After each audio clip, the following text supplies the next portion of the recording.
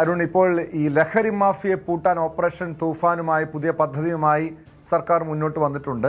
അത് ഫലപ്രദമായി തന്നെ മുന്നോട്ട് പോകുന്നു. സംസ്ഥാന വ്യാപകമായ റെയ്ഡും പരിശോധനകളുമുണ്ട്. അതിനേക്കാൾ അപകടകാരികൾ ഈ ഗുണ്ട ക്രിമിനൽ സംഘങ്ങൾ തന്നെയാണ്. മുൻപ് ഗുണ്ട ആക്ട് നടപ്പാക്കിയുള്ള സംസ്ഥാനം കൂടിയാണ്. പക്ഷെ അവിടെയാണ്, പ്രത്യേകിച്ചും തലസ്ഥാന നഗരത്തിൽ, ഇത്രയും പോലീസിൻ്റെ സുരക്ഷയും നിരീക്ഷണങ്ങളൊക്കെ ഉള്ള തലസ്ഥാന നഗരത്തിലാണ് ഇങ്ങനെ ഗുണ്ടകളുടെ തേർവാഴ്ച നടക്കുന്നത്. ഈ ഗുണ്ടകളെ അമർച്ച ചെയ്യാനുള്ള നടപടിയും ആഭ്യന്തര വകുപ്പ് സ്വീകരിക്കേണ്ടതല്ലേ? മാത്രമല്ല, ഇങ്ങനെ ഒരു പോലീസുകാരുടെ ഭാഗത്തു നിന്നൊരു വീഴ്ച ഉണ്ടായിട്ടുണ്ടെങ്കിൽ അതേക്കുറിച്ച് വിശദമായ അന്വേഷണം ആവശ്യമല്ലേ?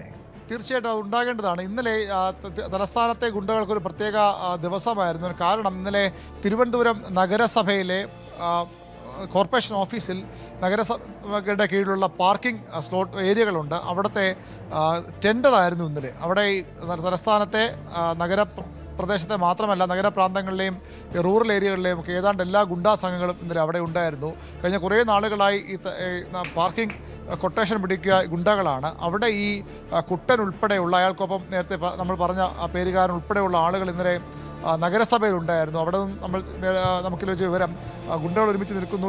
അല്ലാതെ സാധാരണക്കാരായ ആളുകളുമൊക്കെ, ഈ ഗുണ്ടാ സംവിധാനം ഇല്ലാത്ത ആളുകളുമൊക്കെ ടെൻഡർ പിടിക്കാൻ വന്നു. അവരെയൊക്കെ ഭീഷണിപ്പെടുത്തി ഓടിക്കാൻ വലിയൊരു ഗുണ്ടാ സംഘം ഇന്നലെ അവിടെ ഉണ്ടായിരുന്നു. അവിടെ നിന്ന് പോയ വഴിയാണ് ഈ ഗുണ്ടകൾ ഇങ്ങനെ ഈ കുട്ടനും ഒപ്പമുള്ള ആളുമൊക്കെ ഈ കുടുംബത്തെ ആക്രമിച്ചത്.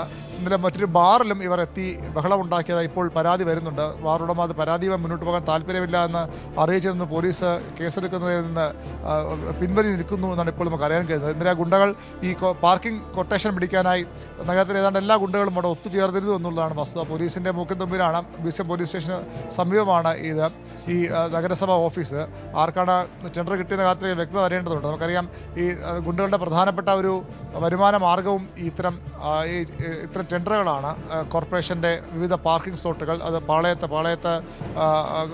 പാളയം, അതുപോലെ ഈസ്റ്റ് ഫോർട്ട്, ഗാന്ധി പാർക്കിന് സമീപം, അതുപോലെ തമ്പാനൂരിലൊക്കെയുള്ള പാർക്കിംഗ് സ്ലോട്ടുകൾ, പാർക്കിംഗ് കേന്ദ്രങ്ങൾ ഈ കൊട്ടേഷൻ എടുക്കുന്നത് മറ്റു പല പേരുകളിലുമായിരിക്കാം. പക്ഷേ അവിടെയൊക്കെ ഇവരുടെ ഒരു മേൽനോട്ടമുണ്ട്. ഇവരുടെ ലാഭം പോകുന്നതൊക്കെ അവരിലേക്ക് തന്നെയാണ്.